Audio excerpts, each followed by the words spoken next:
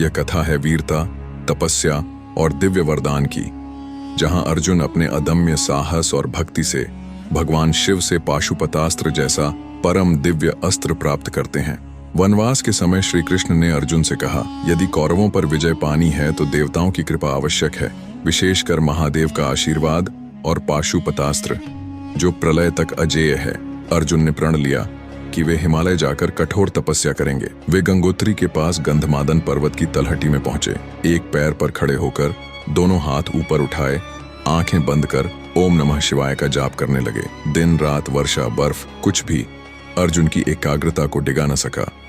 उनकी तपस्या की ज्वाला से देवगण भी प्रभावित हो उठे। इसी समय एक दैत्य मुकासुर जंगली सुअर का रूप धरकर आया ताकि अर्जुन की तपस्या को भंग करे। अर्जुन ने अपनी गांडीव उठाई और उस सुअर का पीछा किया। सुअर अद्भुत वेग से भागा और घने जंगल में जा घुसा। जैसे ही अर्जुन ने बाण चलाया, उसी क्षण विपरीत दिशा से एक और बाण आकर उस सुअर को लग गया। सामने एक वनवासी वस्त्रधारी तेजस्वी नेत्रों वाला शिकारी खड़ा था, जिसके साथ उसकी पत्नी भी थी। शिकारी बोला, यह सुअर मेरा शिकार था, तुमने बीच में क्यों मारा? अर्जुन ने उत्तर दिया, यह मेरा शिकार था, तुमने अनुचित किया। शब्दों का विवाद बढ़ा और बात युद्ध तक पहुंच गई। अर्जुन ने गांडीव चढ़ाया, शिकारी ने भी अपना धनुष तान लिया। पहला बाण टकराया और ऐसी गर्जना हुई मानो आकाश फट गया हो। अर्जुन के बाण वर्षा की तरह बरसने लगे, पर आश्चर्य, शिकारी पर कोई असर ही नहीं हुआ। अर्जुन ने अग्न्यस्त्र, वायुअस्त्र तक प्रयोग किया, लेकिन वह शिकारी सहजता से हर अस्त्र को विफल कर देता।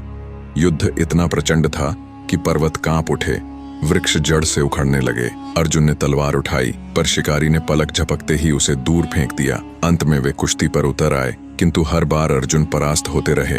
थक कर अर्जुन ने धनुष त्याग दिया और हाथ जोड़कर प्रणाम करते हुए कहा, ऐसे अद्वितीय पराक्रमी को मैं केवल प्रणाम ही कर सकता हूँ। यदि आप मुझसे श्रेष्ठ हैं तो आप निश्चय ही कोई देवता हैं। इतना सुनते ही शिकारी मुस्कुराया। क्षण भर में उसका रूप बदलने लगा। वनवासी वस्त्र हटे, गले में नाग, शरीर पर भस्म, जटाओं में गंगा, त्रिशूल हाथ में। वह स्वयं महादेव थे। उनके साथ जो स्त्री खड़ी थीं, वे माता पार्वती थीं। महादेव ने कहा, पार्थ, यह युद्ध तुम्हारी वीरता और भक्ति की परीक्षा थी। तुमने साहस, धैर्य और समर्पण से इसे उत्तीर्ण किया। मैं तुम्हें वह अस्त्र देता हूं जो केवल योग्य को मिलता है। पाशुपतास्त्र। महादेव ने अपने त्रिशूल से एक दिव्य बाण प्रकट किया जो प्रकाश से दमक रहा था। बोले, यह अस्त्र प्रलय तक अजेय है, पर इसे केवल धर्म की रक्षा हेतु प्रयोग करना। अर्जुन ने दोनों हाथ जोड़कर आभार प्रकट किया। उनके मन में गर्व नहीं, केवल कृतज्ञता थी। इस प्रकार अर्जुन ने अपनी तपस्या, साहस और विनम्रता से स्वयं महादेव से पाशुपतास्त्र प्राप्त किया। यह केवल एक अस्त्र की प्राप्ति नहीं थी, यह भक्ति और पराक्रम की पराकाष्ठा थी।